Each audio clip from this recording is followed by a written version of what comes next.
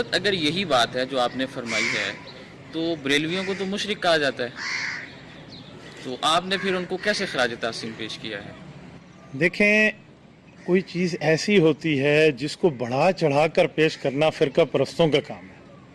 हमारे अकाबिर उलमाए देवबंद ने बरेलवियत पर शिर्क का फतवा दिया हो, ऐसा फतवा मेरी नज़र में तो कहीं नहीं है कि हमारे उलमा ने इनको काफिर कह दिया हो, मुशरिक कह दिया हो। बाज़ उन हजरात की तरफ से तो उलमाए देवबंद वगैरह पर इस तरह की शिद्दत है, लेकिन संजीदा तबके में नहीं है।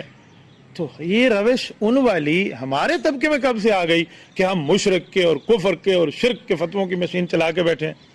देखें, जिस मसले पर बरेलवी उलमा को मद्देनजर रख के ये शिर्क के फतवे की बात कर रहे हैं, गैरुल्लाह से मदद और कब्र पे सजदा और गैरुल्लाह को खुदा मानना और फला, मैंने तो बरेलवी उलमा में चीज़ नहीं देखी। बरेलवी उलमा के मामला ये नहीं है। कब्र पे सजदा, इसके लिए